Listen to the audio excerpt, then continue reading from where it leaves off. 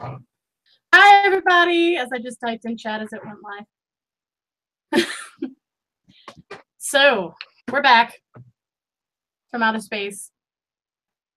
Something like that. I'm waiting. Thank you. There we go. I'm live. Okay. How's everybody feeling today? We got a bunch of people in chat already, I see. We're all kitty cats today, just so you know. All kitty cats. It's a theme. I'm here too. Well, I was going to wait for you to chime in because at this point we're past introductions. Well, everyone's saying hi, Chris. I feel like a friggin' Billy No Mates in the corner. Hi. I said hi in chat. Just say hello. Me and Pishin. No, I'm not throwing a strop now. That's it. Her witchy Pishin. Let everybody see the Pishin. Let me click you up. There we go. Look, it's the witchy one. So the story behind the Pusheen is that I missed out getting one at Halloween, and I was so annoyed. I kept an eye on eBay, and I found one. And I found one super cheap on eBay, like less than they originally were. So I grabbed it because I needed it. It's adorable. Pusheen is basically my spiritual animal. Basically. That's my basic white thing to say for the week, darlings, because that was actually on this thing that people were like, this is what basic white people say. And I was like, wow, that's a bit racist. But hey, why not? Totally. Pusheen. Exactly. I have a Pusheen, but I have a spiced chai latte. You beach. Sure. Yeah. And then water for backup because I drink backup. Backup. Back it up. Yes. Back it up. I've just got water for now. I'm seeing some faces I haven't seen lately too, so that's cool. Hello, everybody. Also, I'm going to put it to... Do you think we should put it to chat, see what chat think about having a live channel? How they'd feel about it. Yeah. I'm going to put it to you guys in chat. Like, how would you feel if we had a third channel, which would basically be mine and Chris's for these live chats? Because it's driving me to the point of distraction that every week I go to see if I can live stream to hang out on my channel, and it's making me really cranky, like before live chats. So I was wondering about the idea of having like a What the Flux or a Shadow Tribe channel that's both mine and Chris's, and we can just have it there. How would you guys feel about that? Let me know. Oh, peppermint mocha coffee. It sounds delicious. I'm all about peppermint. We are entering December, which means my peppermint fiend, the mint monster, comes out. It's a problem, y'all. Okay, people are interested in that. Oh wow, that's a lot of yes. Okay. Do it. Do it. Cool. Sweet. Cool beans. Yes. Man, you guys, can you come coach me through exercising or something? Get it, do it, get it, do it, do it. Anyway. You can do it. You can do it, you can do it, you can do it. That's kind of funny given today's topic. Segue. Yeah. Oh, your Virgo mind's gonna have to introduce this one. So, because I segued. Great, I should have kept my mouth shut. I'm gonna sip my latte. Y'all have fun. She's got a fucking chai latte. I want chai latte. I can have chai latte, actually. I've got some in the other room, but, you know, I'll have to wait. Anyway, so we're going to talk about owning your talk. Wait a minute. Sorry, I set you up and then I ripped you down. I feel that. Look, before we get into that real quick, I'm going to say tomorrow also we are having another live at this exact time. So it'll be 3 p.m. EST, 8 p.m. GMT, so UK time.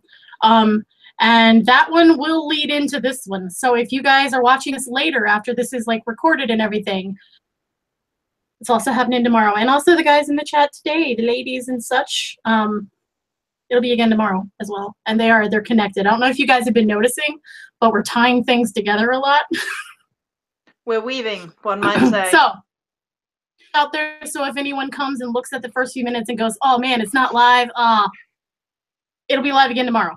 So yeah, same time, same shadow channel or whatever. Mm-hmm. You can say that when we actually have a shadow channel. Oh!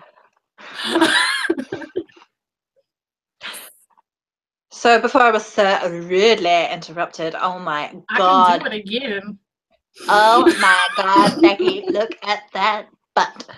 I like big butts and I cannot lie. You other brothers can't deny. When a girl walks in with an itty bitty face and the cat is in your face, you get meow. What? Meow. All right. Well, this is going to be a productive chat. Anyway, yes, Joey. So owning your words. What about that? What's up? What's that? What's that about? I don't know. I was interrupted and I lost my thought pattern. You were saying. No, I'm kidding. It ties in. I don't know. I'm the crab that floats in the water, man. We segued, and yeah, we're talking about own your words, own your words, and it kind of follows on from walk your talk. Gotta walk your talk. So we were trying to feel out what we wanted to do with this live chat today, because we've got a very defined plan for tomorrow, but we kind of wanted something that worked alongside it, but it also kind of reflected where we feel the energies are right now with regards to like the spiritual community in general, and then like in a personal perspective kind of feel.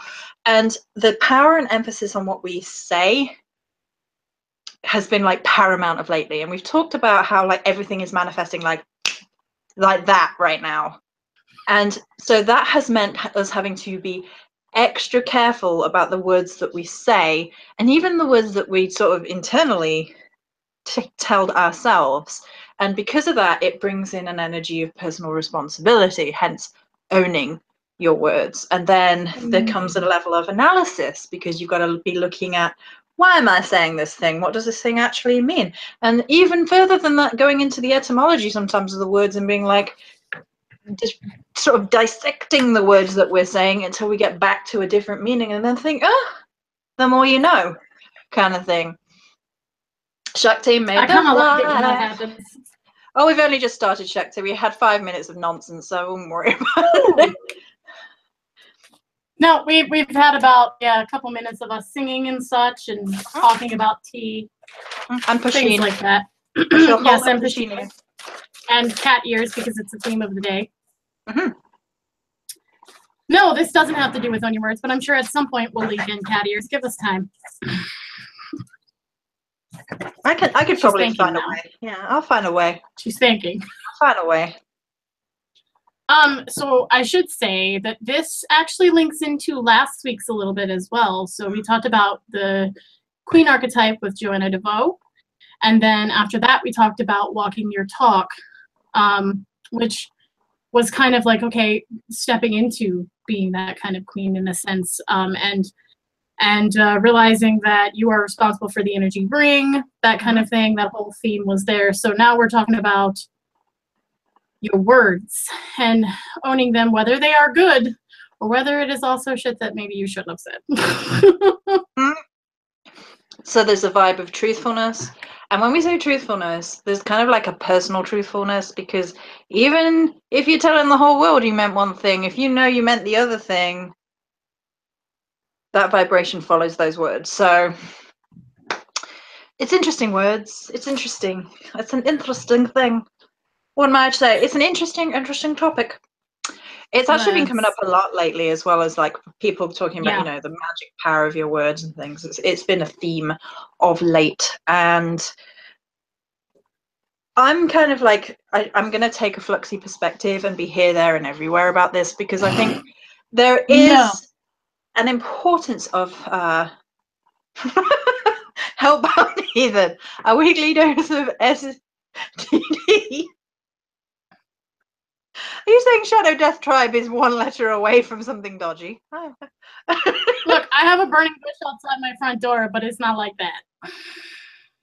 What you're saying is that once you've got us, we stick around. Yes. Pretty much. Okay, so I sit on the fence, because on the one hand, yes, I feel like we have to have our personal responsibility for our words. We have to watch how we say, watch how we talk to each other, and really, because but somewhere in the middle there, it's not the only form of communication that we partake in. So let's not forget that when we're saying like own our words, we're also talking about our gestures. We're also talking about our internal processes, even though they're not technically vocalized, and all the other sort of actions that follow from it, because it's not just verbal communication. Chat's crazy.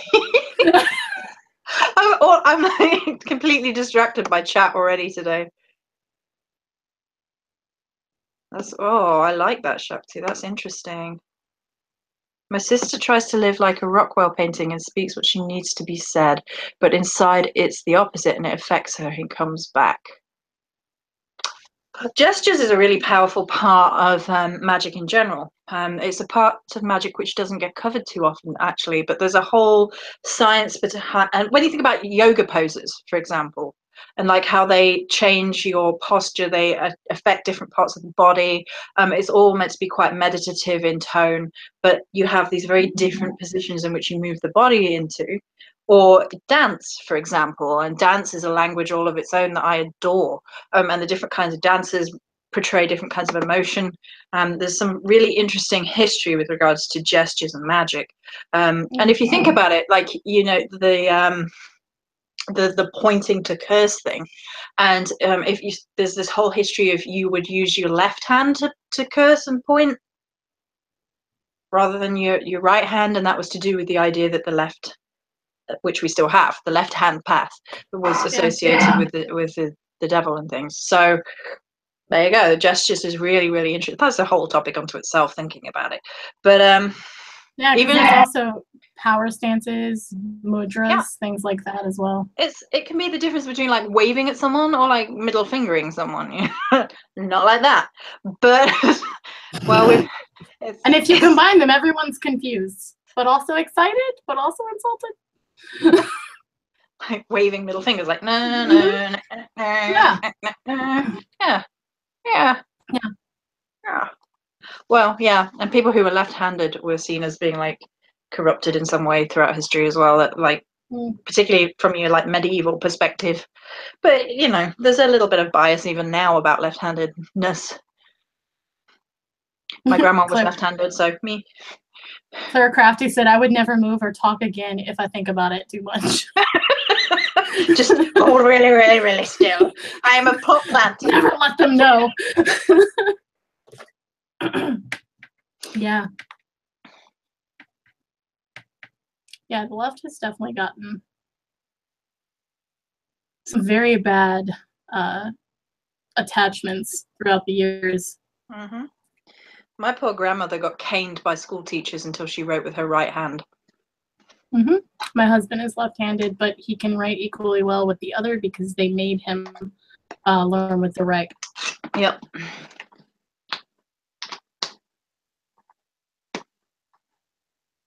Yeah, that happened to my grandma too. For the record, I can't sit on his left side when he's eating because I'm right-handed, so we just like beat each other to get food for him.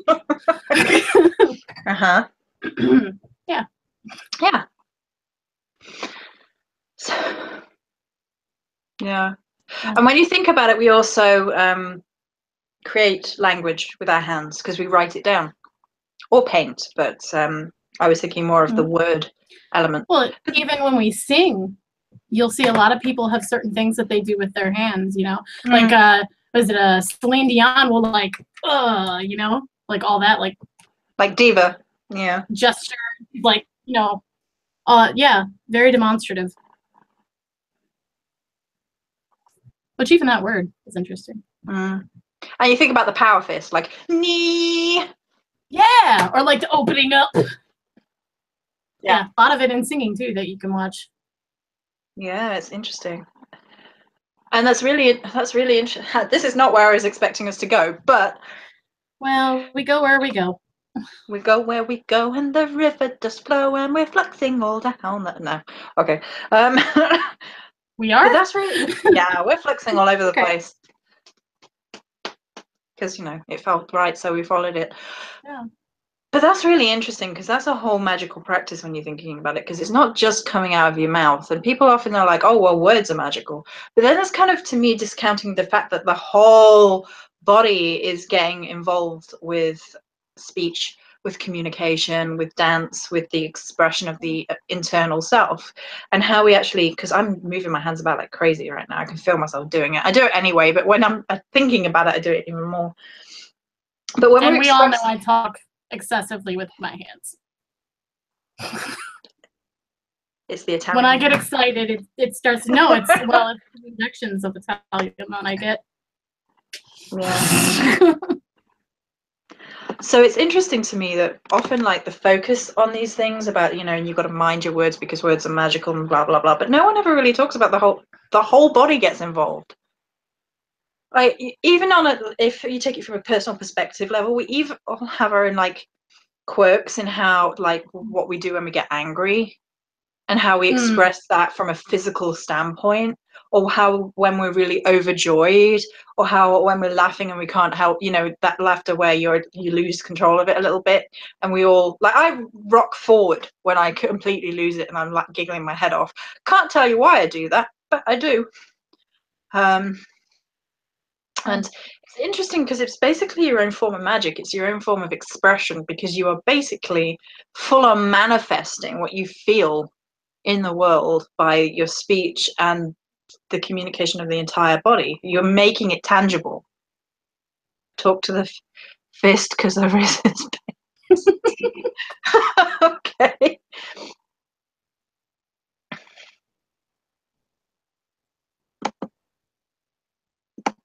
No, I've lost chat. There it is. No, I lost it for a minute there. I was okay, and it disappeared. That was weird. Yeah. And I mean, you think about it, you can silence people with a finger. Think about that for a minute, like this.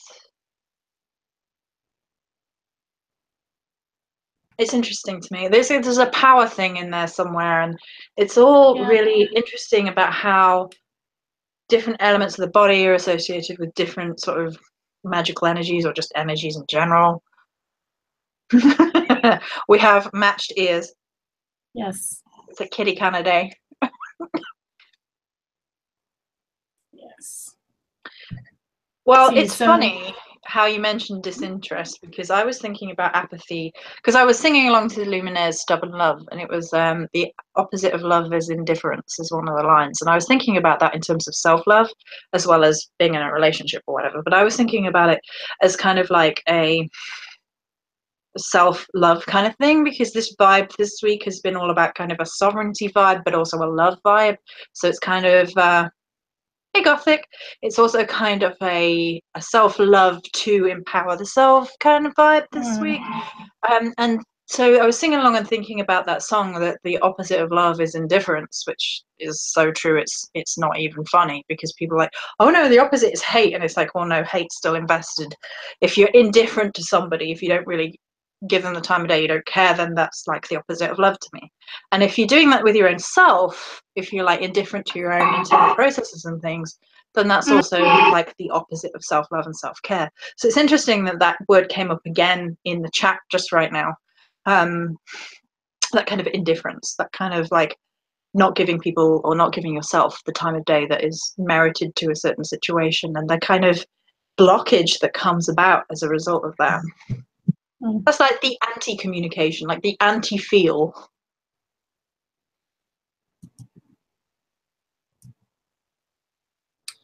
See, Rowan Amethyst says, we say our intentions are what counts in magic. Our intentions are driven by our emotions.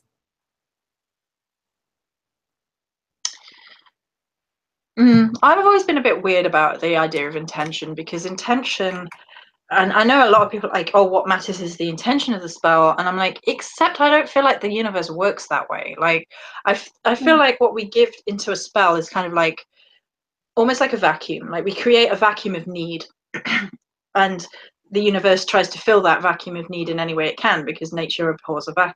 human. That's kind of how I feel about magic. Like, I need something and I'm putting that out into the universe. I'm kind of drawing it to me and creating a space to be filled. And then the universe goes about it through the path of least resistance, usually, to fill that need.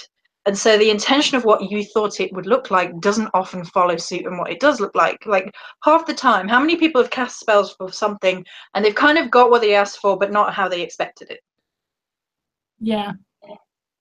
And then if you intended it to be this way and you were trying to control the universe and then it came about another way, then most of us don't care because we got what we needed in the end. So we're like, well, we got what we needed. It doesn't matter that it didn't follow this plan right here. But the intention is very like linear, like very like box thinking, and the universe to me doesn't do that. It's like, no, we're going over here, but you get what you need in a roundabout way. There you go. Yeah. Yeah, I agree with that. I think it definitely, like the path of least resistance thing, I end up talking about with people a lot. Like, for instance, someone will ask for money and then because they didn't specify, or maybe they did and it didn't work, you know, they start getting a lot more hours at work and then they're bitching about that. And I'm like, you literally asked for this. Yeah. That's really interesting what Alita said. Sometimes body language can be very different. Flipping off someone in Scotland is very different to America, or all the small idiosyncrasies. I can't speak today. My apologies. In Japanese culture. So I love Japanese culture, and I'm going to talk about that a little bit for a minute because I love Japanese everything. But I've studied a lot around the geisha and how they perform certain rituals such as the tea ceremony and the dancing. So Japanese geisha dancing and the dancing in general looks very, very different than what we believe dancing to be in the West.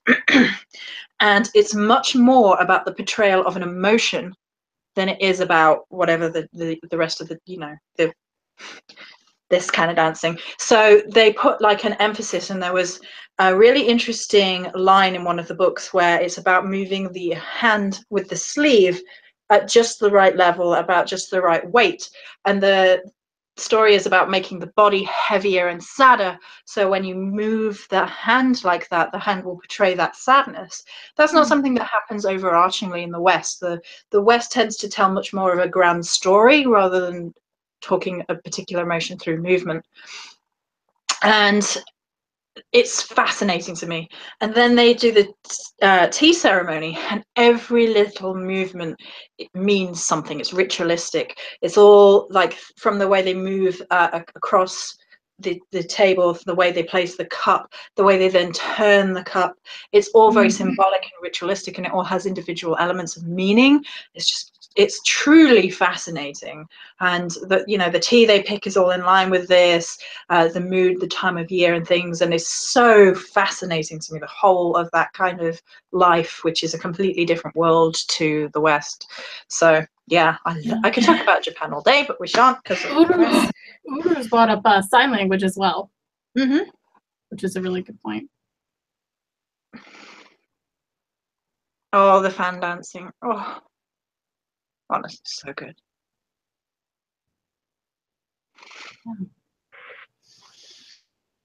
This is just reminding me of the cards that I had earlier with the hands. Shakti has tea ceremonies. Tea ceremonies. Joey has lost it. I may just go to Canada. Woman of the Pleasure Quarters. I've read a lot of them. I will double check if that's one I have read, because I remember the book covers rather than the titles, because I'm weird. I know you wouldn't think it of a Virgo, but there you go. I think I have, because it's ringing a bell.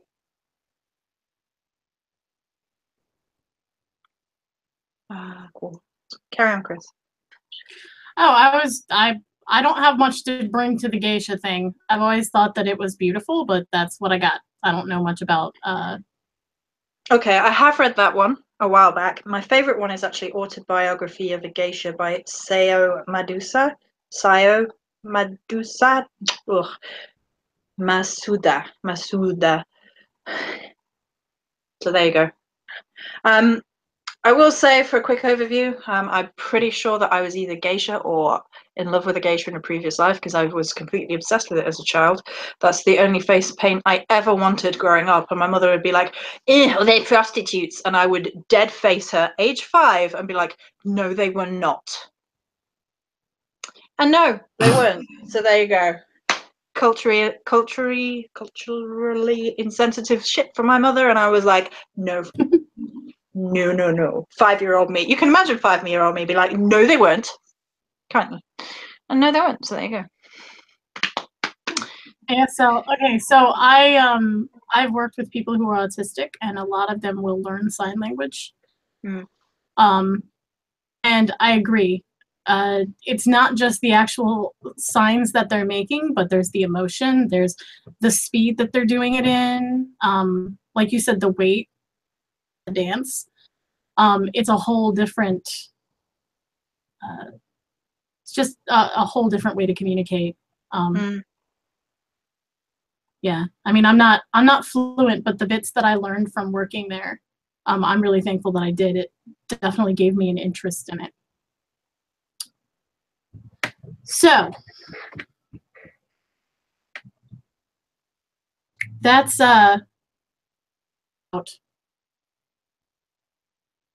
gestures and owning our movements.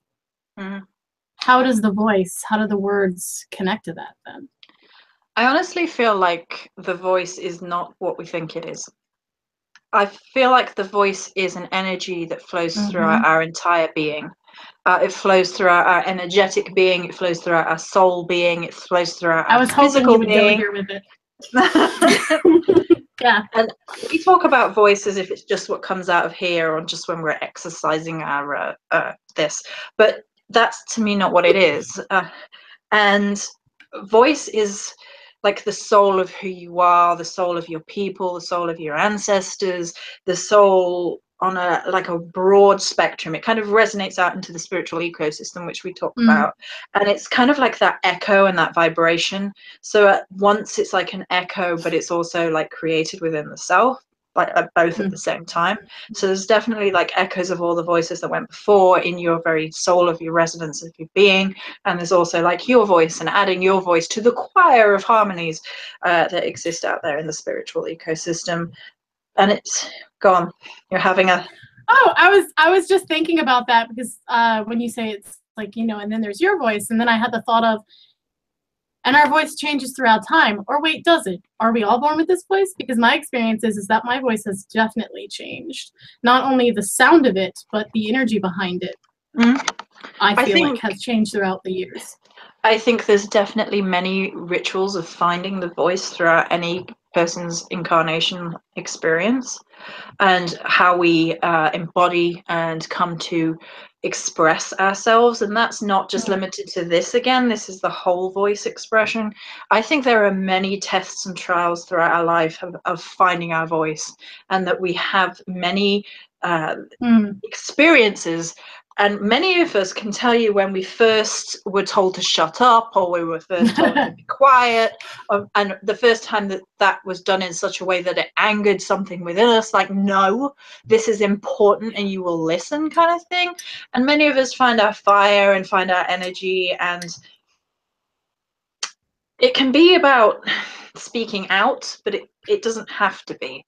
And I think when it's about finding our voice, it's sometimes about a kind of reclamation of self. It's an empowerment of self. It's like, what do I stand for and what do I want to speak for? And well, I was just saying, the feeling that comes when people say something like speaking out means that it has to be against, like it's a battle outwardly. But it's not necessarily outwardly, it's really inward a lot of times. And also sometimes outward doesn't even mean against at all. Okay. Battle, like,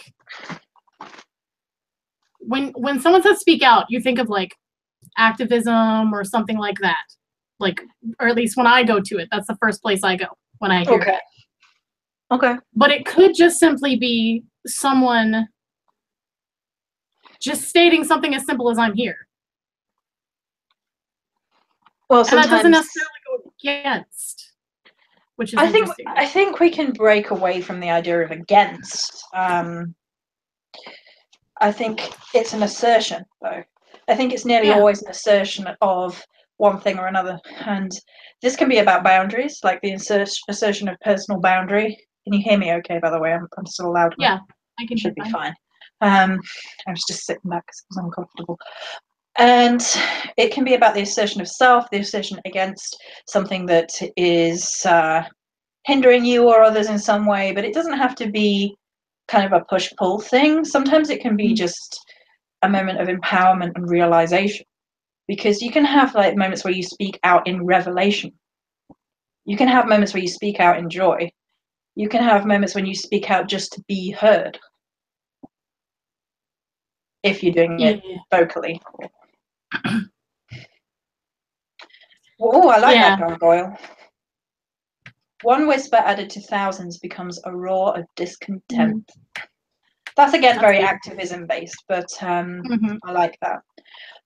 There's a really talking about the kind of, I mean, this is Chinese, but if anyone has read the Snowflower and the Secret Fan, there were two women who were friends, but they weren't supposed to be friends for whatever reason. I can't remember it. But they used to write secret messages to one another and send each other fans. And then they would have secret messages written in the fan. And it was about how women communicated at a time where they weren't supposed to be writing and they weren't supposed to be communicating with other women.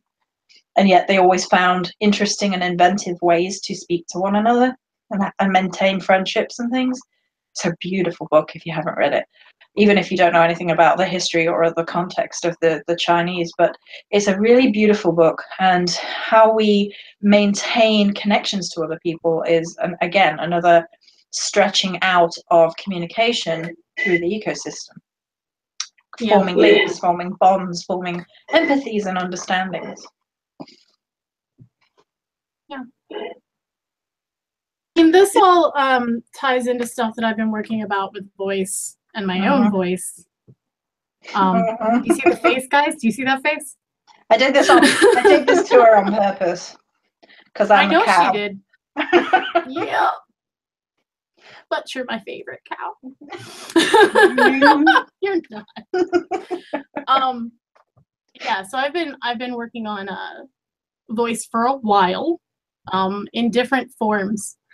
It's been writing, it's been speaking, and really at the core of it all, I believe, is the singing.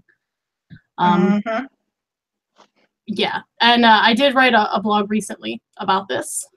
If you haven't read it, please go check it out. But singing is something that is one of my joys and one of my shadows as well. It's difficult for me. Even my husband, who I have known for 13 years now, lived with for 12 of those, I do not full out sing in front of. And it's something that happened when I was pretty young. I used to sing all the time, everywhere. You could not shut me up. Like literally, my parents, I would wait for a commercial. I would drag whatever I was using as my microphone in there at one point, and I would perform for the entire commercial, and then like they would be like, okay, it's time to go back, because if they didn't, I would keep going. There are recordings of me at 4 years old singing. I can barely speak the words, but I'm singing. And then all of a sudden, it was resigned to my room. All I did was play in my room. I played guitar, I wrote songs, I listened to music, and I sang. And if my mother would open the door or anything like that, I would immediately stop and be extremely embarrassed and just like very shaken up. And it was something about the vulnerability of it. Because it is something that it's pure. It's you when you open your mouth. And or speaking or whatever it is for you, there is something about that is scary to own up to sometimes. That people are going to see you. And if they see you, then, you know, they can reject you. Well, they can reject you, and they can also use you against yourself. is another thing, because that's a whole other shadow that I have. Thanks, siblings. But not all of them, but yeah. So when I was younger, I joined a choir. It was an adult choir. And mind you, I had wanted, how do I say this? Okay, so I grew up with my grandmother in the choir, and I adored singing with her. It was something that, I mean, we would lay out in the hammock and sing all day. And the choir, and I looked up to that. And so one day I auditioned and they let me in, and I was freaking out because I was like, I think it was like maybe 10 or 11, if that. I actually called my mom yesterday about this and like, give me an adult recap of this, because my kid brain doesn't remember all the details. But what my kid brain remembers is I had finally gotten to sing with like the big folks, right? And I got in there and we were practicing, because for those of you who don't know, I came from a multi-religious household. Christian kind of coexisted. And so the Christian is Southern Baptist. And so in this choir church, we were practicing, or church choir, we were practicing for Easter Sunday, which you guys have ever been to a Southern Baptist church, it's like a big thing. They pull out like the cantatas and all of this. And I hit like one of those final notes, and the choir director stopped everyone and they had me do it again, which I was nervous about, but okay, me, you mean? Okay, cool. It's okay, I want everybody else to hit that. And all kid me was like, oh yeah, I did it. And then next thing I know, there's a youth choir. They've made this, and then I have to go to that. So now that I'm older and I've talked to my mom about it and stuff, the understanding, and even then I kind of emotionally understood that what happened is I let out and I was like shining, and people got angry, and then they took it away from me. And so at that age, I took it, internalized it as, when you shine, people take shit from you. They take away things that you love. Damn it, Joey. I'm sorry, but you know, you're doing it. No, you're not. No, I'm not. So, and it might seem silly, but to someone who loved doing that, it hurt. So I stayed in my room. I went to classical training and everything. I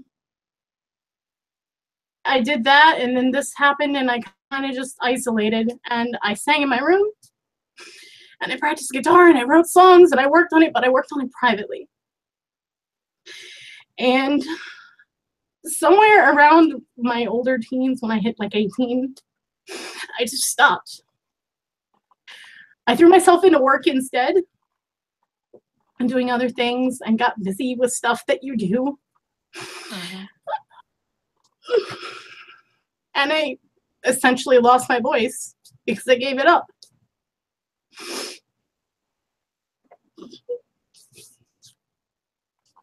But now, in the last few months, I've been working on it in multiple ways. I've been kind of working up to the singing. And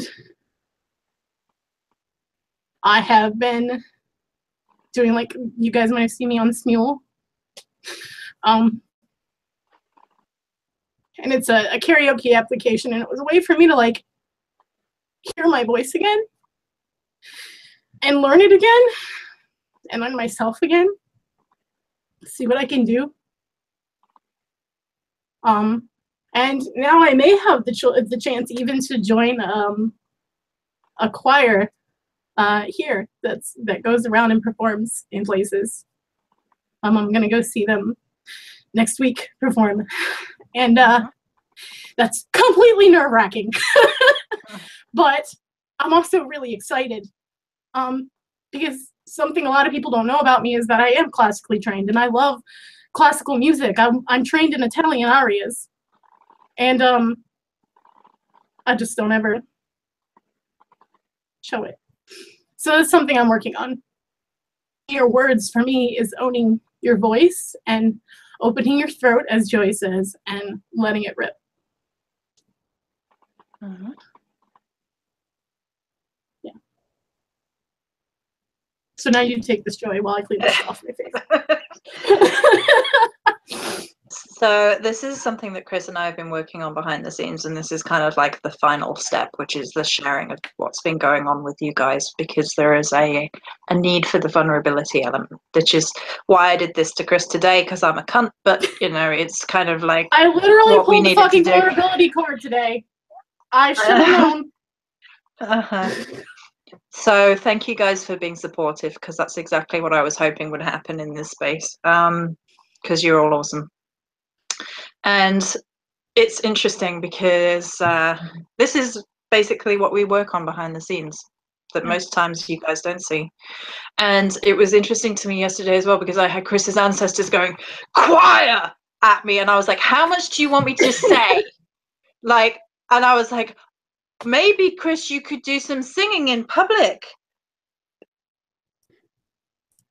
To which I was like, yeah. And so I was trying to do the whole tell you what you need to know so you do the thing, but don't make out that I've heard from your ancestors that I know exactly what the thing is going to be until, so that. And this is something that I think is really important for Cris. It's also really important for me and for you guys. I don't think that she's that either. I think Joy is an amazing woman that is the friend that I need to push me out of my earth sign stubbornness sometimes, because she's just as stubborn as I am, so it helps. We do it for each other. She's the dark cat. Yes. the cat this city needs. Anyway. Next time we start, okay, tomorrow we start the live with you perched off to the side looking off into the distance. Yeah, with like Batman music in the background. And the black cat the city needs. Yeah. Yes. And for me, I mean, I have similar stories. So the story that I shared with Cris yesterday when we were talking about this is that aged 6, I was into, all I wanted to do was be in ballet. And there was a ballet thing where my grandma lived. And me and my middle sister both went. Now, when we were younger, my middle sister was a stick, like naturally. I was not. But when I look back at how I actually looked, I wasn't fat at all as a kid. I was just not a stick like many kids are. And basically the ballet woman teacher told me I was too fat, not graceful, and I should give up. I never went back to ballet, and I having issues with my body has followed me through all of my life, to the point where like I remember telling myself aged 15 that I would never be graceful, and like my friends are like, what the fuck are you talking about, you are graceful? And I would be like, no, I'm not, I'm clumsy, I'm heavy, and all this, that, and the other. Of course I had my mother perpetuating this in the back of my head all the time anyway, so I had all this kind of negative connotation with dance. Now, I've always loved dance, and what people may or may not know about me is that I was certified in ballroom and disco. I was certified in salsa dancing, and lots of different things. And kind of the dance got took away from me again as part of like this loss of self that happened to me since the abuse took place in my family, like that really came out. And since that point I hadn't danced, and if I even tried to go to classes again or whatever, I would have anxiety attacks, and I couldn't have people watching my body because it was all tied up with sexual abuse. It was tied up with the voice in the back of my head with my mother telling me how I wasn't enough, or I was too fat, or I wasn't, you know, this sort of nonsense. And it's not quite a literal voice, but it is to me still about a loss of voice, because we're very, very, at some point, I think what happens to most of us, I'm not going to say all of us because that's, generalizing in a sense, but we present things that matter to us, and we're honest about them. And as young people, we kind of honestly just present that to the world, like, this is something I love, even if I'm not great at it, or maybe I am great at it, maybe I could be great at it someday, whatever. This is who I am. And the problem is that most of us run into cynicism from someone or jealousy from somewhere, and the people telling us you can't do that, or you know, you're not good enough, or like what happened to Cris is basically jealousy of adults that were like, oh no, she's outshining us. Yeah, I should clarify too that the youth choir didn't go anywhere because the person that they had started didn't care. Like, they just made it to make it. They made it to, and it lasted like, like I think a silence week. you. Yeah, they made it to get me out of there. Like, literally. Yeah. It didn't even last a week. So so Amarilis, I wish I had gone to Kung Fu or martial arts. Unfortunately, that was another problem with my mother, is she would never let me do any activities that I actually wanted to do, because I really wanted to kickbox. Like, my entire little teen life, I desperately wanted to kickbox. Someone tell Wicked Jim that I'm live.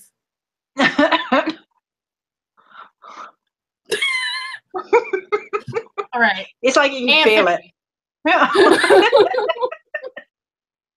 Sorry.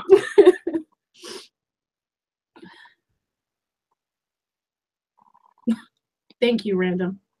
And thank you guys for being so supportive. Yeah. And yeah.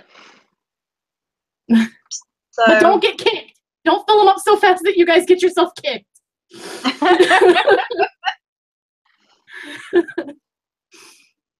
Yeah, so I think a lot of us run into that point where someone basically tries to silence us in one way or another.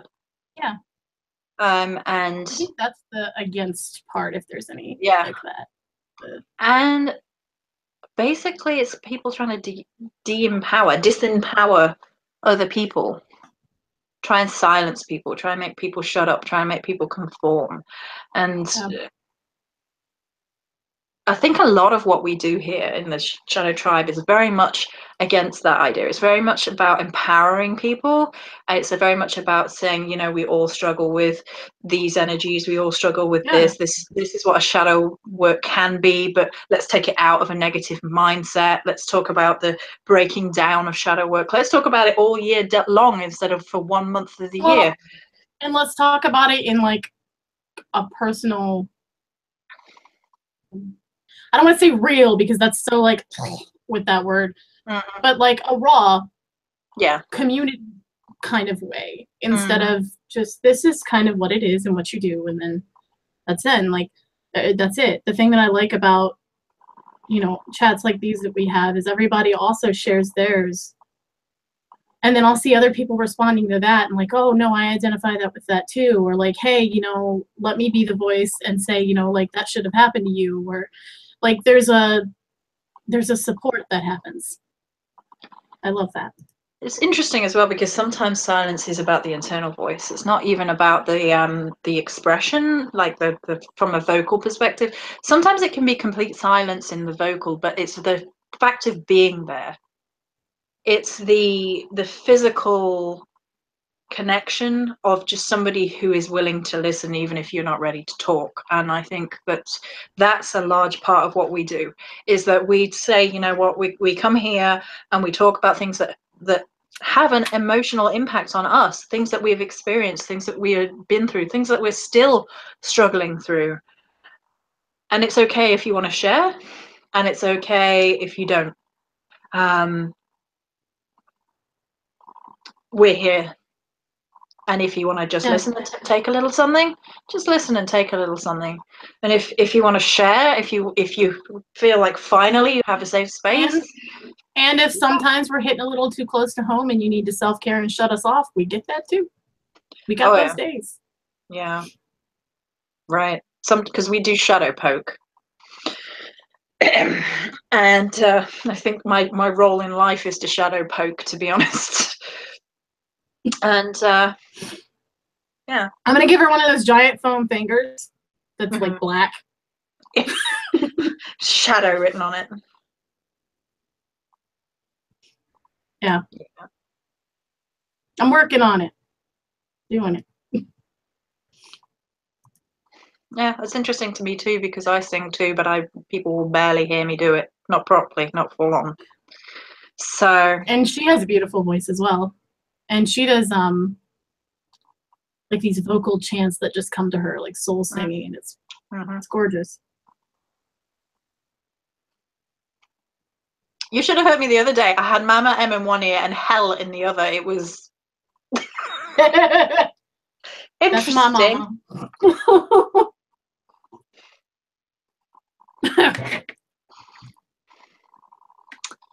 So yeah.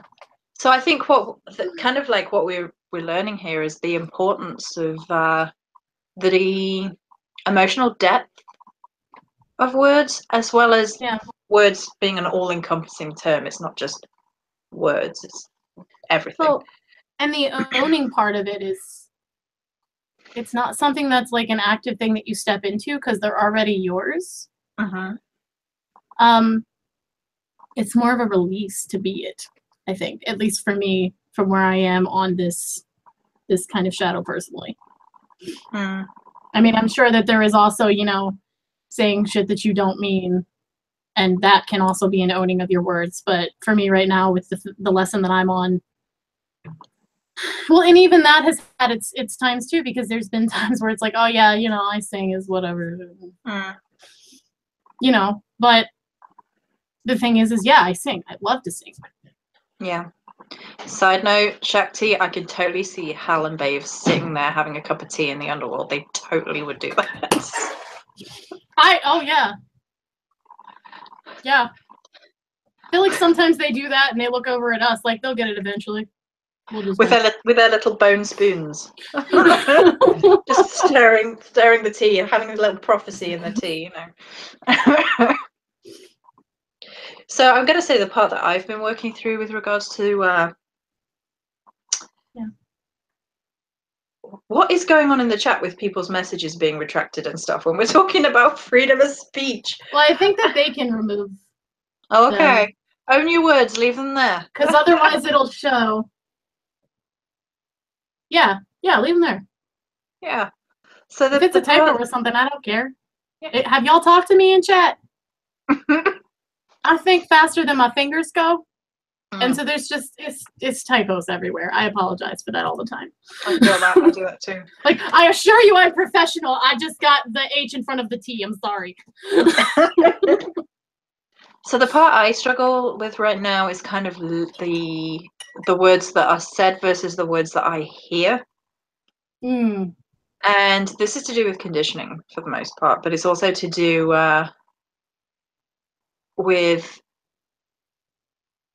a kind of self-love angle, a kind of not feeling like I'm enough, a kind of worry-wart Virgo mentality that happens a lot. But it's also because it's, you know, a result of a difficult life, unfortunately. You weren't nagging. You were trying to empower. Claire was telling you to strut your stuff, and I don't think that's nagging not nagging. I got lots of stuff to strut. Just strut. I do it. I love the word strut. Strut might be the word for the hi, week. Armin. Welcome to the chat. Well, what'd you miss? You missed Pusheen. You missed me crying. Hang on. That's Pusheen. Oh, there you go. You missed Pusheen. Say something, Joey, so it shows you. Hello, I look at Pusheen. There we go. Oh, shit. I need to shut up. Hold on. Never mind. There we go. I keep agreeing, like, yes, say something. See, isn't it adorable? Crap, it's back on me. Yeah. We're talking about using our voice and how all the different ways that's embodied. Yep. And the importance of it, really. And we also went through talking about how gestures and things also work into that. I want to bring up something that I've heard before, and I'm interested in everyone else's perspective, is the idea that you don't basically own your words, like they're not yours. Like once you have said something, that they're not yours, you don't own them anymore. Like they're out there, you can't take them back, you can't blah, blah, blah. There's that, but there's also kind of like this, I don't know, there's like this thing in spirituality where like people are against the idea of ownership, I think.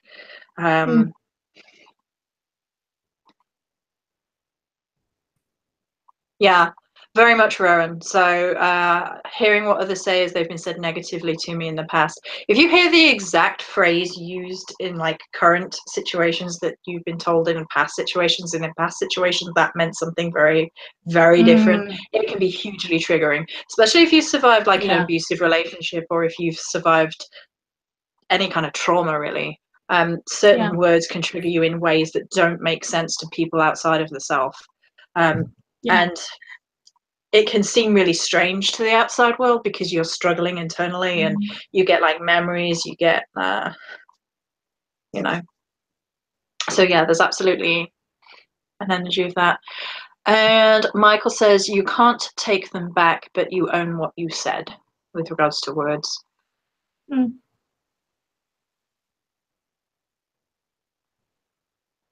Yeah. And Tanya says, we always recall when we were verbally mistreated. You know, I don't think enough emphasis gets put on kind of verbal and emotional abuse, because I think that can be some of the most damaging stuff there is. Like, people are like, oh, well, if you've only been shouted at, then it's not the same as blah, blah, blah, which is, of course, a horrible value judgment. But well, and it's also difficult to like put a pinpoint, because I even see like this difference between like if someone hit you versus something someone said to you being like coming into play as well. And because words are seen as like ethereal, if you will, like thought form out there, and we can't like touch it, then somehow it doesn't make as much damage necessarily. Is like what I've been noticing. There's like a double standard kind of thing there. There is. Yeah. But seriously, some of the things that people say to you can screw you up for far longer. Like, there's things that they get in your head. Yeah, sticks and stones is not true. I agree. Like, because words can get in, and phrases and name callings, they can really get in your head, and they can get in your head in strange ways. Like things you haven't even thought of until they kind of crop up, and then you do shadow work and kind of dig into it. There's a My Dying Bride. I'm gonna go a little metalhead gothy for you for a second. There's a My Dying Bride quote. It is, it's said that in our blindness we gather thorns for flowers. In other words, like we always remember the shitty things. Like those are the things we tend to cling to. I've got a question relating to what Random said. Do you think just because you didn't verbally say them that that negates the thought? Do you think that thinking it internally is any less damaging to the self than if you had maybe spoke it out loud? Because I don't. I think the inner dialogues that we have with ourselves can sometimes be the most damaging, and sometimes speaking the words, naming the thing, takes the power away. That's true too.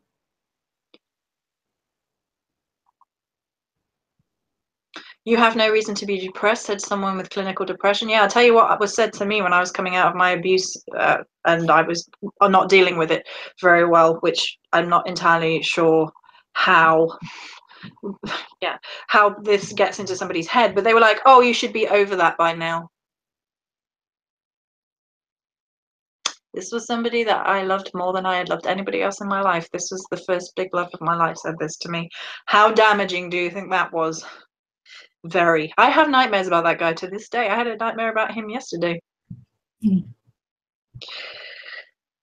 It was interesting because there was another person with me in this this nightmare now.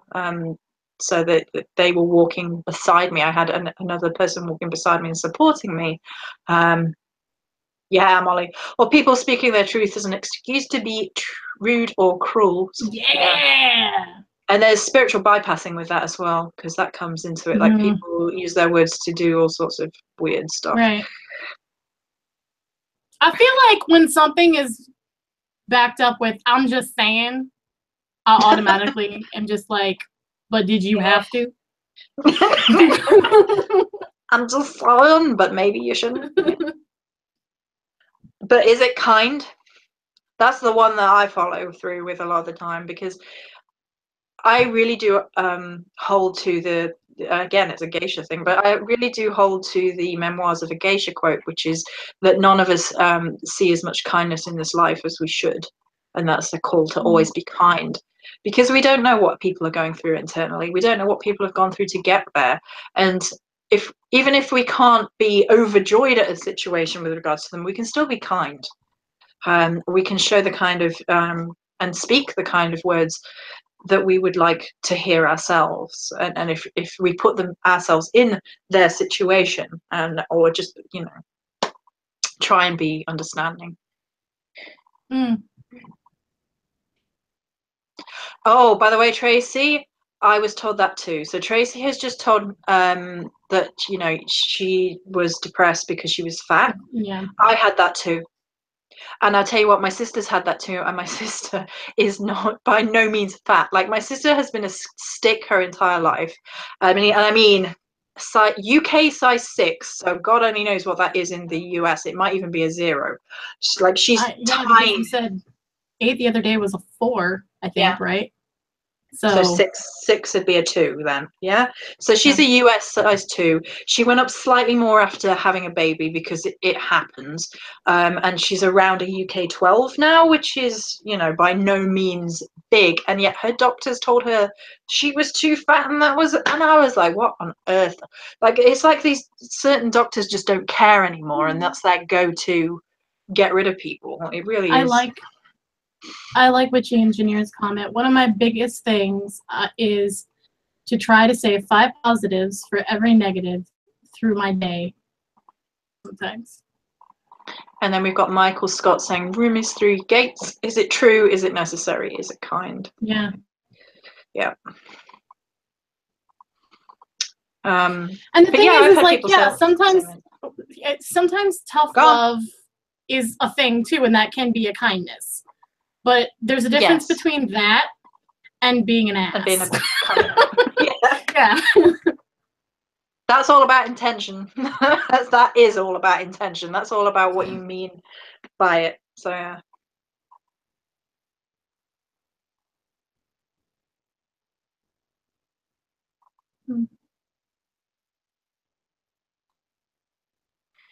Sometimes the words can have such an effect that even knowing the person wants me to be happy, I need to move the chat, they can still say stuff that scars. That was Rowan.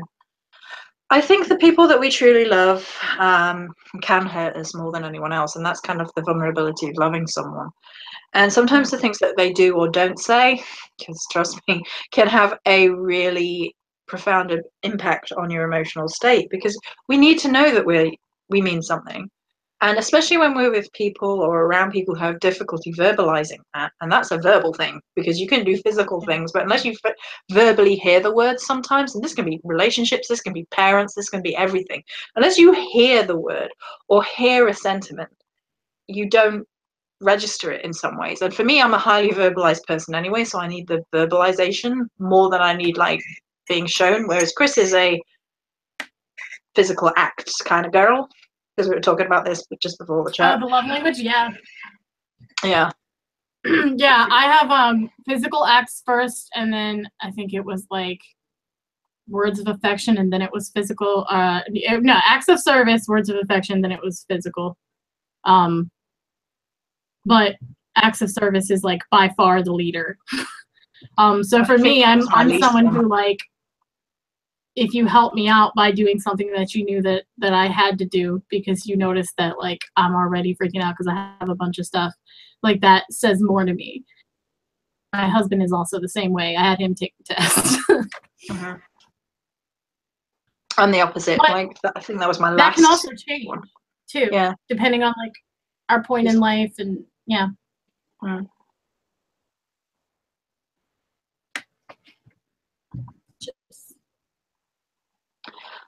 I think the thing with the fat shaming is, I think that's the last quote unquote acceptable form of verbal abuse in our society, because calling people fat and whatnot, people feel like they can get away with it more than other things. Like, if you hit someone, at least in the UK, if you hear someone being overtly racist to someone in it, there is a high likelihood that somebody somewhere will step in. If you hear somebody fat shaming, less likely. Yeah. It's like, you know, and I don't know. Well, here's the thing, and it's not only fat shaming though. It's also being skinny and shaming people who are too small too. Yeah, that happens too. A lot of people get that. It's more acceptable to call someone a beanpole. Yeah. There is, and it's that's body image. That's what we're talking about. It's body shaming, one way or another.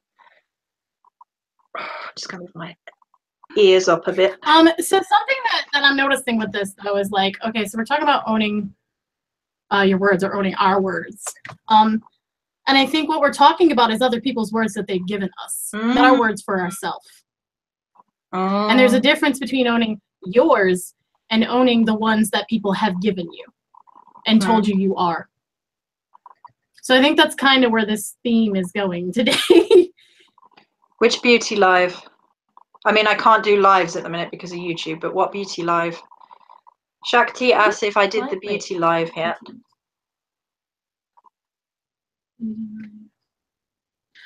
Oh, the thing for ugly, I think. Oh, right. We didn't. That was a whole fiasco. That was the day that I found that my YouTube channel had been disabled and had a heart attack. Like all of it. Or like everything had gone. Like 5 years worth of 2,000 videos were just gone. And I was like, what the actual, and I was screaming. And I got it back fairly quickly because it was nonsense. But there's one video from 2 or 3 years ago about a spell oil has been flagged. And it's most likely been flagged because a YouTube bot has determined it goes against the guidelines, which is nonsense. And because of that, I can't live currently. So there we go. That's what happened to that video. Yeah. Yeah. So I think after that we did one with Joanna DeVoe on Queen, and it's kind of been like that since. But yeah. Yeah. But do we want to talk about the reclaiming thing? Sure. Seeing as we just kind of touched on that with words anyway. Yeah, we kind of went there. Yeah. See you later. So, Letty has gone for now. Bye, Letty. It was good to see you again, though. Yeah. I haven't seen her in a little bit.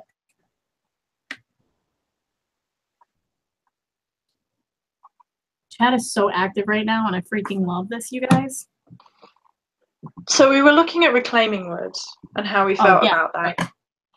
And we were having a bit of a fluxy irk moment with reclaiming words because there was something about it that was making us feel a bit weird about it. And we weren't quite sure at first why this was.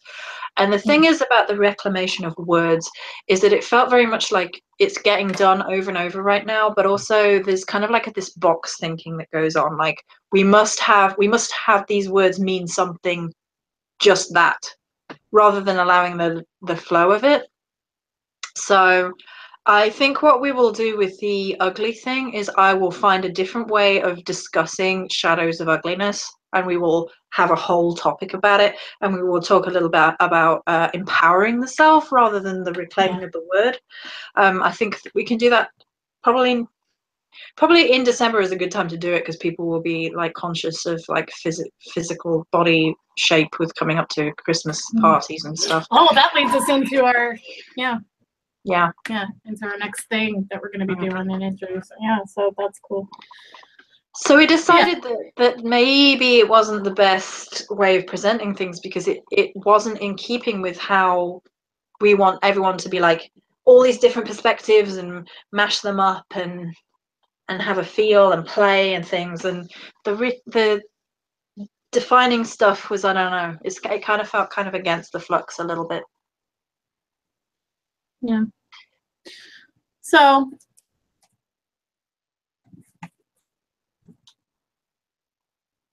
I think it's good to talk about the words. Yeah. But I think it's also good to say, Limiting. like, you know, well, yeah, and it can be, I think the reason we did that is more about finding your definition of it, not Exactly. accepting because the whole point of that was to ask questions. Just don't take it for face value, or take it for, again, the words that people have told you it is, even, or told you are by using those, maybe. It was more so what does this actually mean to you, though? Yeah. And why do you think of that? Yeah. And are you okay with continuing to think of it in that way? Yeah. Challenge it and find some other truth within it, you know?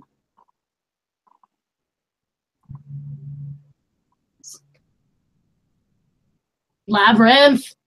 My day's complete. We've quoted the Labyrinth. Yes. Yes. So yeah, that's basically why we decided to do that. But we can absolutely do a whole topic around that. The shadow of ugliness, because I think that's important. At least it is to me. It gives me we need so much power in being quote unquote ugly too. Just saying. Yeah.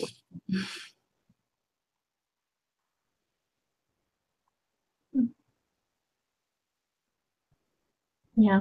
So that can lead us into kind of like a little bit of a talk about what our next thing is going to be. Sure.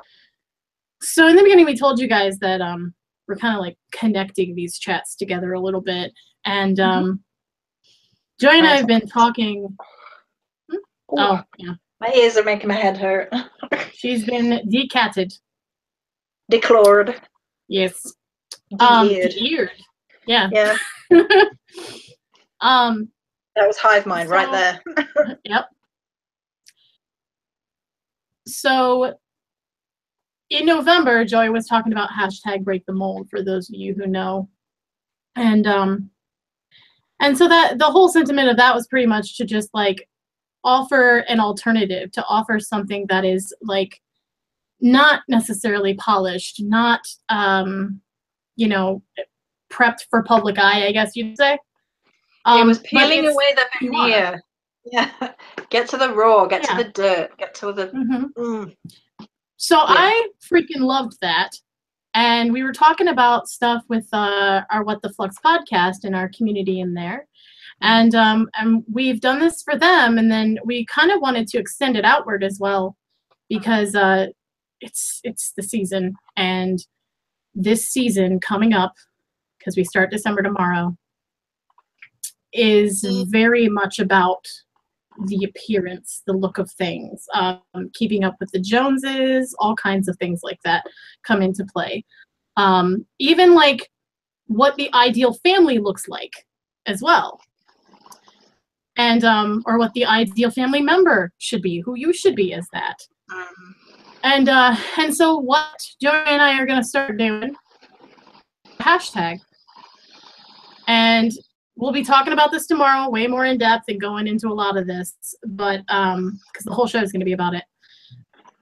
But basically, it's going to be breaking the mold during Yule, during Christmas, during whatever you call it, winter solstice, or if you're in the southern hemisphere, then you know, whatever way that you are expected to celebrate or do something this year. How do you really do it? Like, let us into your space. And there's other elements. Reminder on times, it is 3 p.m. Eastern Standard, 8 p.m. GMT, so UK. Pretty much the time we're going to be every Thursday and Friday, unless we tell you otherwise now. Like last week? Yes. Yeah, last week we had a Turkey Day and everything going on, so instead of doing it on that Thursday into Saturday, but no, from now on, Thursday, Friday, unless otherwise noted, at 8 GMT, or 3 p.m. Eastern. Okay. But yeah, so, and there's also elements of it too that get into community and the isolation and all of this that comes along. And we'll be talking a lot more in depth with it in our podcast and stuff for those of you who are members on there. And you can still join us. You already know. Yeah. Yep. And if you are interested, there's a link below this video that links to that. Just look for the podcast. And yeah, we'll be going more into depth about this. But expect to see, like, y'all gonna see me putting my tree, just hanging out, like, chilling. We're kind of like peeling back the idea of like backstage and bullshit. This month, we need to like be around each other because some people don't have anyone. Yep. So maybe I'll sing some Christmas carols. Challenge myself. Some Yule versions or something, maybe. Yeah. The videos. Thank you. So I guess we're kind of. I want to know if anyone has any questions at this point. Okay, so that broke up a little bit, but I'll repeat it again. We're at the point where if you guys want to ask questions. I'm being silenced by YouTube. God damn it. Have that. Own your voice. No! You will not. That's what it feels like.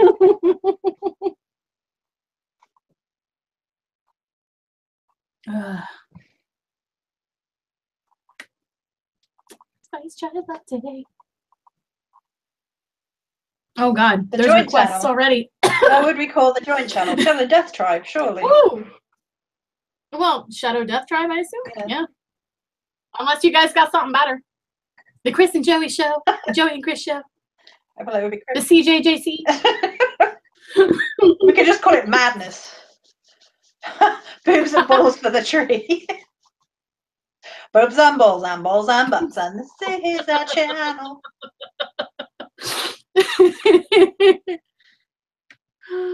Oh, I have no idea what flux means that you keep mentioning, but please tell me what it means. What? So Shakti. Shakti says, please explain what flux means, because it's confuzzled. So flux, in our definition, I'm sitting back here, by the way, because my back's hurting me, so I apologize that I'm way back here. But I as far away from the camera as you can get. No. So the idea of flux is something that Chris and I have basically molded into our own personal interpretation of what it means, and it basically is that a hint for tomorrow? Yeah. Yeah. Foreshadowing. Nudge, nudge, wink, wink. And the idea of flux is to take how we see the world, feel the world, think the world, perceive the world in all variants, and stop doing it in terms of box thinking. So box thinking is when you're like, this is the right way to do something, or this is the only way to do something, or that is what that means. And that kind of like, it felt confining to us, and we wanted to branch out. We wanted to make it so that every time that we examined anything really in spirituality, that we were picking it apart, we were dissecting it, we were looking at it from multiple angles, we were touching and feeling it, being pervy with it, you know, the whole 9 yards. And sorry, chat is super distracting today. The AC/DC was hilarious. I just laughed. I'm glad I was muted. So it's really about playing with perception, I think, is probably the easiest way of putting it. It's about abstract thinking in some ways. It's about abstract feeling. It's all that kind of goodness. You want to add anything to that, Chris?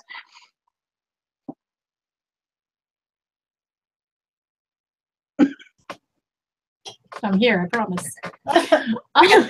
I was type. I have to mute myself when I type, guys, because I type like a monster. I'm like, and I realized that. What were we talking about? Did you want to add anything to flux definition? Defining the indefinable. No biggie. You know what? We took a month to talk about this within the podcast. I know, right? Because it took at least a month, and I still feel like there are things that we we didn't cover. Yep. But basically, it's like breaking down walls and trying to see things from other point of views, and also like realizing that everything is kind of like tied and knotted together. A lot of times we talk about like other world roots and how like the root system kind of weaves in and out of itself, and it's all connected, but not really. But yeah, and that's kind of how we see like flux thinking when we talk about flux. We mean it's fluxy. It's kind of undefinable, but we still like trying to. You've been fluxy struck because we're masochists, I guess. I don't know. You've been fluxy struck. Yep, the ACD thing is giving me a great time right now. Oh my gosh. Oh no.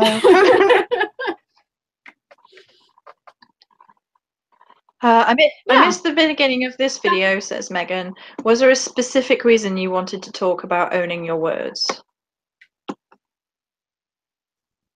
I mean, usually when Joey and I pick a topic, it's because it's something we've just been feeling lately. And then we're like, hey, I've been feeling this way. And you're like, yeah, me too. Or I'm like, yeah, me too. And then we're like, you want to talk about it? Well, how do we do that? I don't know. Pick a title. We'll go from there. And that's what happened today. Yeah. Pretty much. Yeah. Yeah. So we kind of like ride the wave and go with it and see where it takes us when these happen. And a lot of times, not all the time, but a lot of the times people are kind of picking up on that too. So it works out pretty cool because you guys get on in chat and start talking about it with us. It allows what needs to be said a lot of the time. Does that make sense? It allows what we're feeling to flow outward. Yeah. Well, it brings the unspoken into being spoken. And I think that, again, talking about owning words and giving power to things and such, to speak something into being sometimes is very cathartic, really empowering when a bunch of people say it together. Like that quote earlier. Was it Grimm that said it? Yeah. Yeah. And Rowan said, we no longer own our words because the ones that heard them now own them, ? I don't agree with that sentiment. I think I touched it earlier. And oh, hi to Crimson. I completely missed that in the chat. And I don't agree with other people own our words. I think this because I can see how people can hold words over you and things because once you've said them, but then it's more about but like that only works if you let them to. True. And yeah, I'm thinking through that line of reasoning to see if there's any part of it I agree with, but I don't think there is. I don't feel like other people. I think it's less about like ownership in the way that we see it, and it's more about like sovereignty. Yeah, like a stating of boundary, perhaps. Yeah. And I know that those two words can seem very similar, I'm sure, but Rowan says we own the negative words that were given to us. That's why they affect us. Well, we take them on as our own. Yeah, we take them on because we're like, oh, maybe I am that. And then we start telling ourselves that. Yeah, it's an internalization of poison, basically. So, some questions that we had. Let's see. So I'm going to go with the first one, and we just answered one of them there. So, okay.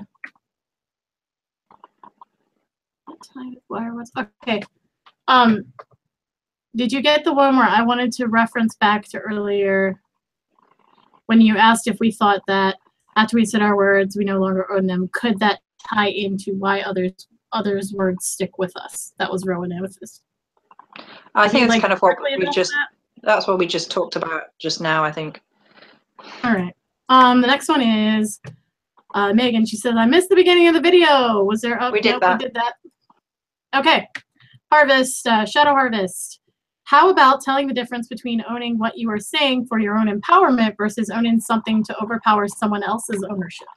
That's a whole lot of owning in that sentence. Wow. I know, I went, what? How about telling the difference between owning what you are saying for your own empowerment versus owning something to overpower someone else's ownership? Right. Okay. The internal dialogue. Yeah. Yes. I think the problem we have with this is because when we use the word own, there's always a negative connotation. There's like that. I mean, I have an issue with the word own as well, guys. So. Yeah. So I think what's the best is like talking about the words that talk to your personal sovereign, talking to the words that are responsible for your well-being, the words that hold you up rather than the words and phrases or whatever it is that tear you down. I think for me, that would be the easiest way of looking at it. Like, what is feeding your soul versus what is making you feel that you can't shine. That is the difference. Because for me, there is, and it's very, very difficult to get out of this self-dialogue, which is like, I can't, or I shouldn't, or I won't, or maybe later. And there's a scale of these things, because it goes right from really disempowering and really kind of self-abuse, basically, right down to kind of like, well, I don't know if I can be asked because it's cold outside of this bed, and that's me every morning in Scotland right now, because it's like, but it's cold out there. It's cold out there. And I think when we look at the difference between that, like, is it what's nourishing us, what's feeding us, what's making us our best self, what's driving us creatively, what's making us want to get up and go? Those are the things of empowerment. Those are the things to do with self-sovereignty versus the things that we then sacrifice because of the words of other people. And I think the problem is when we internalize things because of other people, they usually come with a self-sacrifice of self.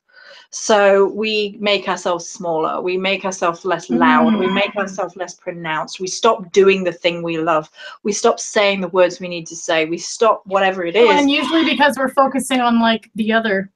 Yeah, outside of the self. Externally. Yeah. Crimson said something really good. She said, owning the intent behind the breath of the words born of our soul space is powerful. Yet owning the words that of others that have infected us, by others, is not born of our soul.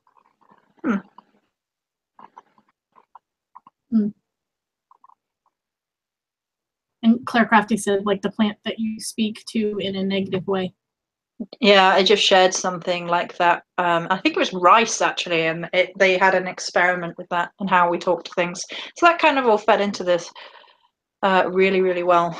So we just answered Shadow's question, didn't we? I mean, I need to talk to Grim for a second, you guys. Hold on. There's a TED Talk where a woman talks about the phrase "I'm fine" and how that kills someone's progress and empowerment more than any other self-talk. It's fine. We're fine. Oh, I feel that shit in my soul, dude. And that's, you know, what was it? Was it on the last one? I think I said something about words of power. Yeah. And the words that we say, like, just. Oh, it's just this. Or I'm just, you know, I just had a thought. I just. Or it's just instead me. of like just as in time, it's just as in like, oh, it's not important though. Yeah. Yeah.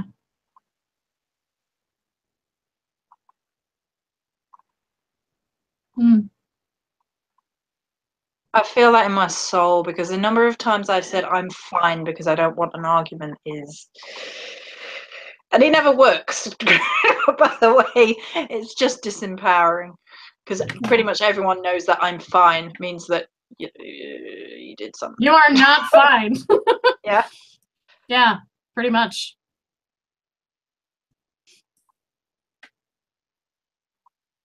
Yeah. Yeah. Yeah, we actually, that was part of one of the things that was shared in the FLUX group for the podcast and everything. We talked about the Japanese doctor who did the pictures of the water after Yeah. certain words have been spoken to them. Yeah, absolutely. Okay. The thing about that random is that the problem with the idea of undercutting words versus empowering words is that, again, to box thinking, because what undercuts one person might not undercut another, and what empowers one person may not empower another. It's very much about perspective, and I think where the emphasis wants to be is to empower other people to empower themselves in knowing what feels good internally for them versus what undercuts them internally. Because we talked about the fact we didn't want to reclaim words because we felt that it was giving a dictating kind of lesson rather than it being about the perception and the perspective of other people. No? What? I thought you were going to add no, something. no. Yes, I'm on a different one. Oh, Yeah, go okay. ahead. So, note, I can read Chris's body language.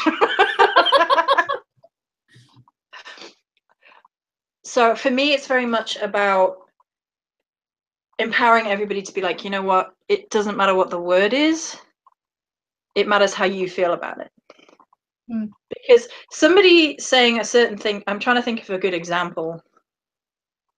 Bitch.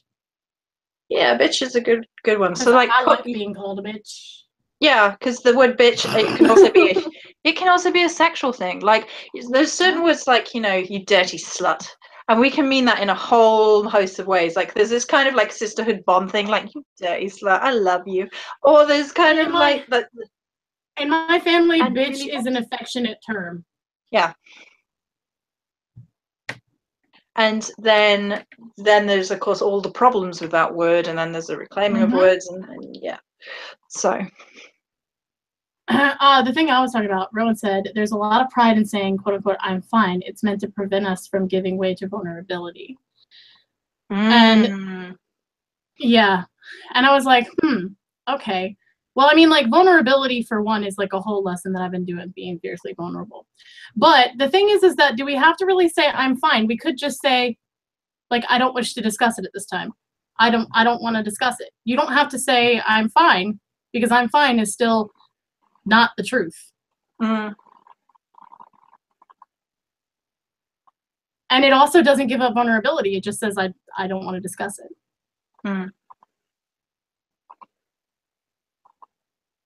But then there comes this like polite what's expected of us thing.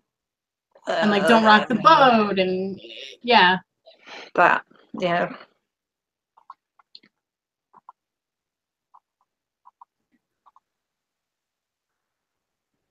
Yeah.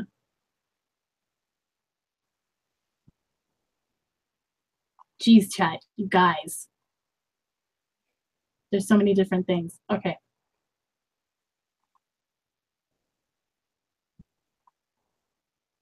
Yes. Yeah, but path of least resistance isn't necessarily the best.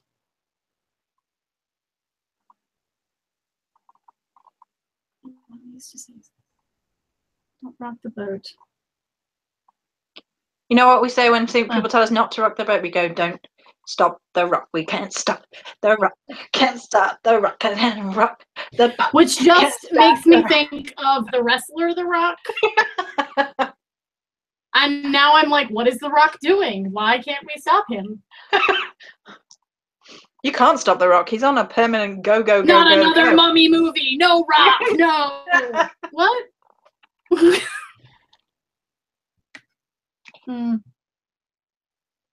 Yeah, needless to say, I always rock that damn boat.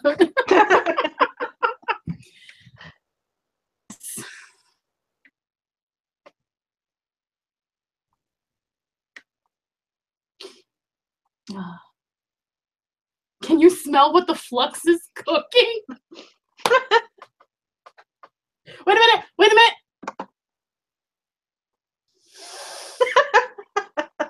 I'm not even going to sniff the camera because I'll get all sorts of weird emails if I very Englishly sniff the camera. You have to do the people's eyebrow. In my family, bitch gets you hurt. Yeah, see, for me, bitch is like Well, it's someone who's not afraid to rock the boat. I had very much like an alpha female matriarch kind of family. And for me, They're like, all bitch was wolves. a compliment. Yeah, they are. We are, like, most of us, especially the women, are wolves. So bitch is just matter of fact. I know of at least 4 generations. So, so yeah, so bitches, yeah, it's also quite literal. But it's there's a, oh god, there's a spoken word poem. I'll see if I can find it, guys, and I'll share it on my my Facebook page, but it's about the word bitch. And it's like a bitch knows how to howl or growl with like power in her voice or some shit like that. Like it's it gave me chills when I first found it. So I will do that. But I also recognize that for a lot of people that is not what it means for them, which is why I don't go around calling everybody that.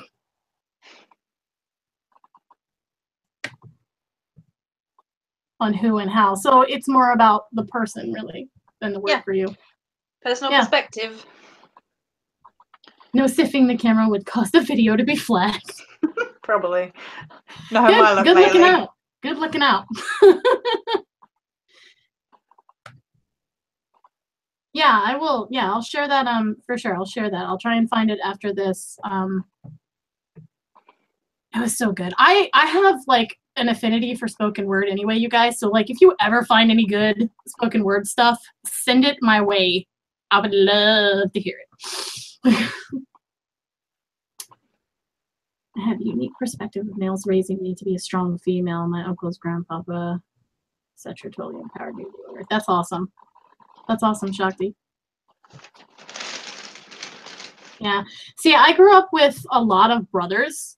So I was very tomboyish anyway, like because I wanted to be like one of the boys because they were all older than me.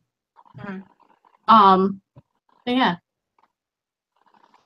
Oh, that's awesome, Johnny. I didn't know you played electric guitar and sang. Cool. Yeah. Oh, yeah. No, I'll definitely share it, guys. No problem. Okay, guys. So, anything else? Any other questions? Cigar to belows? Yeah. Yeah. I don't know what that sound is, but it works. Yep, why not? Yep, I grew up out on the water as well, Shakti. So like fishing was a big thing. I come from a bunch of fishermen and oyster shuckers. That sounds dirty. Don't laugh, man. Y'all go talk to Alora. She knows what's up. She's from my hood too. When is the solstice sing along? Look now. So we have a ghosty thing. Yeah. What's my astrological sign? I am a Capricorn sun, Cancer moon, Leo rising. And people rarely guess that I'm a Capricorn because of the Leo.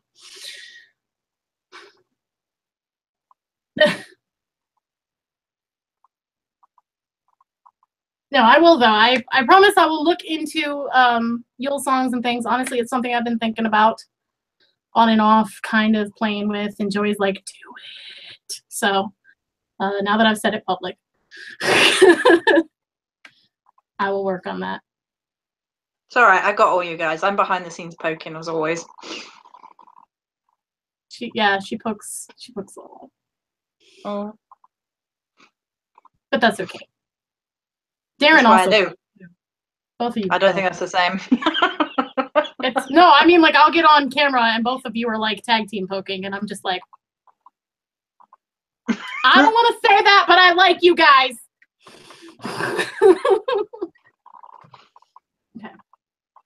I'm running shadow poker. I have a Word doc filled with them from my events, so I can email it to you if you'd like. Yeah, sure. I would love some. Yeah. By the new year, a CD will be released. Okay, y'all. Okay, thank you, Claire. Thank you. You too, Joey. Yes. Yeah, Joey sings too. Like, my favorite one that Joey has sang is the Morrigan song. What's it called on your channel? Blood and Bone. It's the skull. Yeah. I think it's Blood and Bone. It might just be called Dedication to the Morrigan, though, but Blood and Bone is its general title. Guys, if you want to hear her singing, go look that up. Thank you. Much love, Yeah. Claire.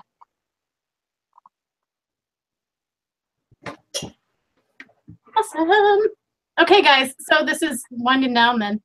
I don't see any more questions. So send me all of your spoken word and all your Yule songs and requests and such, and I'll see what I can do. Also, check us out tomorrow because we've got some Yule-ish kind of news. People need to stop messaging me when I'm live. Sorry, I shut it off, but oh, you guys, hold up. Hold up. You're rocking till the wheels fall off. Okay, I'm gonna have to make this go away to be able to show you. Okay. See you, Crimson. Have fun. Hell phone. Hell phone. Hell phone. Hell phone. Hell phone. Wow. Hell phone. All right. Okay, TED Talk, How to Stop Screwing Yourself Over by Meg. Is that the one that talks about fine? So everybody go check that one out. Yeah, I think we will go find that for a group. I'll have to, yeah. I'll go look that up. And also, we can also share it on our pitches too. Duets, they want duets. Well, you know, we just sang in our last journey that we made on the podcast.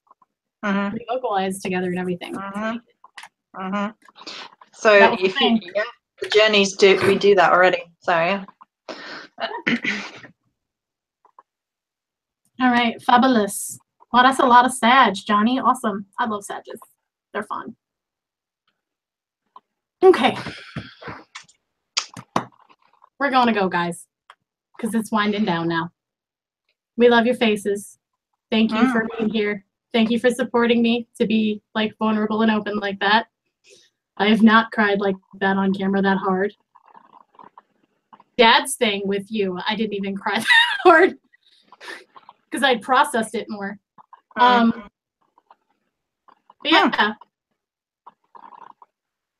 And we will see you tomorrow. Right, Joey? Same time, same channel, because I don't have a channel for living anymore. But we will look into doing a joint one if you guys like that, because I think that might be might also help with structure and things that people know where to go. I don't know. It might help. We'll have a look. Yeah. Yeah. Okay. So bye. Bye, guys. Have a great night or morning or whatever the hell it is where you are. Have a great that. Bye.